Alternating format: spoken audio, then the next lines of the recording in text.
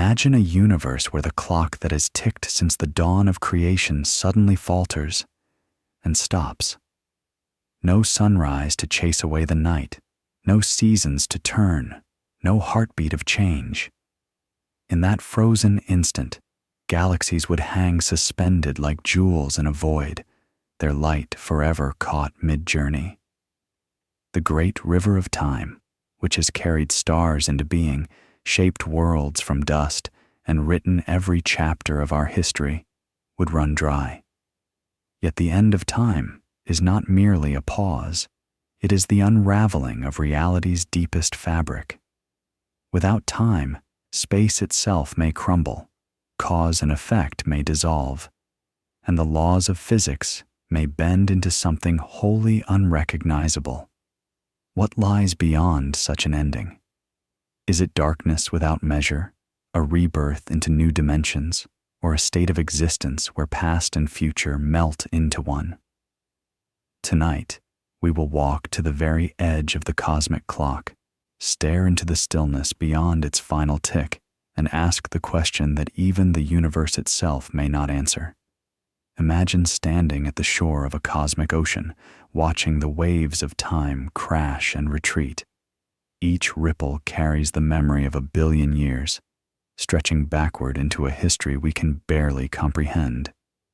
Yet somewhere, far beyond the horizon, lies a question that stirs unease.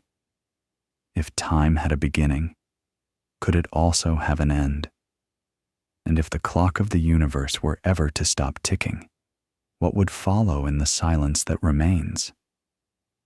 From our earliest calendars to the atomic clocks that measure nanoseconds, humanity has treated time as an endless line, a path we walk without fear of reaching its edge. But the universe may not be so forgiving. In its vast and indifferent expanse, stars will burn out, galaxies will fade, and entropy will tighten its grip. A day may come when the flow of seconds slows to a crawl, then halts entirely, leaving a frozen cosmos in its wake. It's a vision both breathtaking and unsettling, an existence stripped of motion, change, and memory. Without time, there can be no future, no past, only a motionless now stretching into forever. But nature abhors a true void, and the absence of time may not be the end of the story at all. It might be the beginning of something stranger. To grasp what an end to time might mean, we must first step back and see it for what it truly is. Not a universal constant, but a dimension woven into the very fabric of space. Time is not an invisible river flowing outside the cosmos. It is a thread interlaced with matter, energy, and gravity. It bends and stretches, speeding up in the emptiness between galaxies, slowing in the presence of massive stars, and warping to near stillness at the edges of black holes. Remove the thread, and the tapestry begins to unravel. Physicists describe this interwoven reality through Einstein's general relativity, where space and time form a single entity, space-time. In this picture, time's end is not just a moment on a clock. It is the collapse or transformation of the very geometry of the universe. It could come as a violent tearing, a slow fade, or a sudden shift into a new state of reality, much as water can become ice without warning when conditions change. And here lies the haunting implication.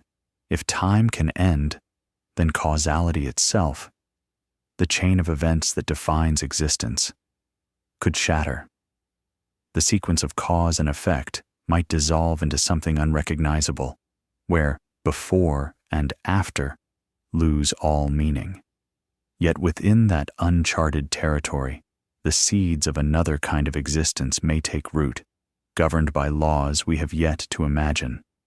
One possible fate is the heat death of the universe, a slow, inexorable winding down where every star exhausts its fuel, every planet turns cold, and even black holes evaporate into nothingness. In this distant future, all energy will be spread so thin that no work can be done, no change can occur. Time, in any practical sense, would cease to matter, because nothing would remain to measure its passage. The cosmos would be a vast, featureless expanse, silent and eternal in its stillness. Another scenario is far more abrupt: the Big Rip. If dark energy, the mysterious force driving the acceleration of the universe's expansion, grows stronger over time, it could tear apart galaxies, stars, planets, and finally atoms themselves. In the final instant, space-time would be ripped asunder, and with it, the very concept of time. The end would not be a fade into darkness, but a violent erasure of reality's stage. And then there is the big crunch, the mirror opposite of expansion. Here, gravity eventually overwhelms dark energy, pulling all matter and energy back together into a single dense point. As everything converges, time itself would contract, speeding toward an ultimate boundary, perhaps collapsing into a singularity, perhaps giving way to a new universe's birth. In each vision, time's end is not a simple stop, but a transformation, a gateway to something beyond comprehension. Beneath these cosmic finales lies an even stranger possibility: that time might not end for everything, everywhere, all at once. Instead, it could fracture. Different regions of the universe might experience the slowing and stopping of time at different rates, like pockets of stillness expanding within an otherwise ticking cosmos. To an observer inside such a frozen domain, the last instant would stretch forever, while outside, the universe would continue to change. This concept echoes the bizarre physics of event horizons, the invisible boundaries around black holes. From the outside, anything falling toward the horizon appears to slow, never quite crossing the threshold. To the falling object, however, time proceeds normally, until it reaches a point where the rules break down. If the universe's own structure contains similar horizons, time's end could be as much about perspective as about physics itself. Such fractures in time might leave behind strange borders, regions where cause and effect no longer flow in a straight line. Perhaps some pockets could even drift free of temporal flow altogether, existing as eternal moments, crystalline fragments of reality locked in place. If so, the end of time might not be a universal curtain fall, but a patchwork of endings scattered across the cosmic stage. If time can fracture, perhaps it can also fold, curling back on itself in loops where beginnings and endings are indistinguishable. In such a reality, the final moment of the universe could be identical to its first, creating an eternal cycle with no true origin or conclusion. This idea, explored in certain cosmological models, suggests that time might be less like a straight line and more like a circle, endlessly tracing the same path. In a looping cosmos, the end of time would not erase what came before, but reset it. The collapse of one universe could ignite the birth of another, with every particle, every star, and every moment destined to repeat. Yet here lies the paradox. If time repeats perfectly, is it truly the same story, or are there subtle differences, branching realities hidden in the cycles? Could each turn of the wheel bring a slightly altered version of existence? For us, such loops are unfathomable because memory and experience depend on moving forward. A being trapped in a cycle might never realize it, living each life as though it were new. And so, if our own time is part of such a loop, the end might be nothing more than a passage, a step from one revolution to the next, with the universe's heartbeat never truly ceasing. Beyond the grand arcs of cosmic death and rebirth lies another frontier, the quantum realm, where time's grip is far less certain. At this scale, particles flicker in and out of existence, and events are not chained in rigid sequence, but blurred into probabilities. Some physicists propose that time itself might emerge from these quantum processes, a kind of byproduct of particles interacting.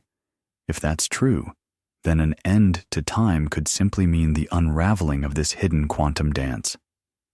In the strange theater of quantum mechanics, cause and effect can seem reversed, simultaneous, or even disconnected. Experiments hint that particles can influence one another across vast distances instantly, ignoring the usual rules of temporal order. If the universe at large inherits this property when the macroscopic flow of time collapses, then what comes after the end might be a state where all moments coexist, a timeless web of events, neither past nor future, but all at once. This vision challenges our deepest intuitions. Without time, there is no waiting for something to happen. It has either always been or never was. And yet, within this static infinity, there could still be structure, patterns of energy, echoes of motion, and perhaps even consciousness itself, suspended like a thought caught in mid-breath, never completing, never fading.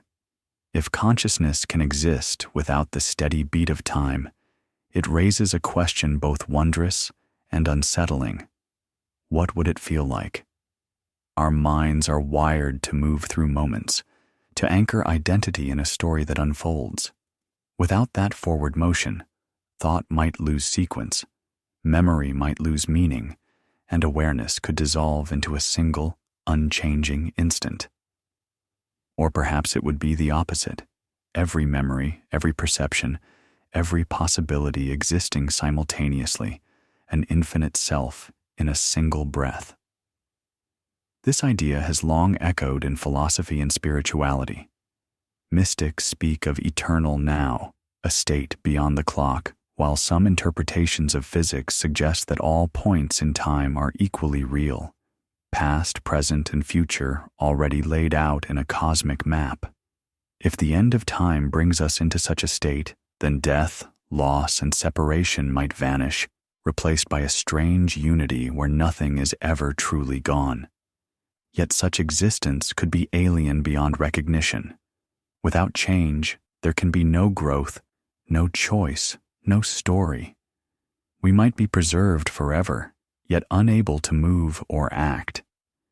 In this way, the end of time becomes a double-edged promise, eternal peace or eternal imprisonment, depending not on what happens after, but on whether after can even exist. If time's end is the great silence, then what follows may depend on whether new laws of reality can emerge from that void. Just as the Big Bang may have birthed time from nothing, so too might a new form of existence arise from its absence. Perhaps it would be governed not by seconds and minutes, but by entirely different dimensions, structures we cannot yet imagine, where change flows in ways unbound by our current physics. Some theorists speculate that the end of our time could be the birth of another universe's time. In this view, the after would not occur within our reality, but outside it entirely, as though the pages of our cosmic book close and another begins with fresh ink. We would not witness this transition, for witnessing itself requires time, but its consequences could ripple invisibly through the multiverse. And here, the boundary between science and imagination grows thin. If what comes after time is beyond time, then we may never be able to measure it, only dream of it. Our understanding would end where the clock stops, but perhaps that's the point.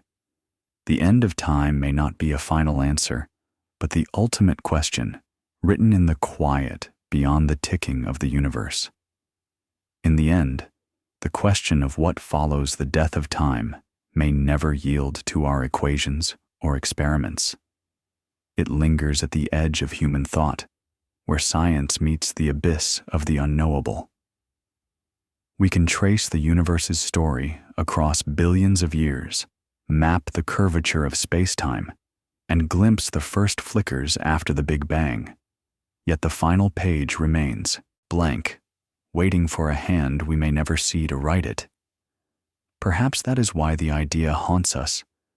We live our lives in the current of moments, measuring them in heartbeats and sunrises. Yet, deep down, we know the river has a mouth somewhere beyond our sight.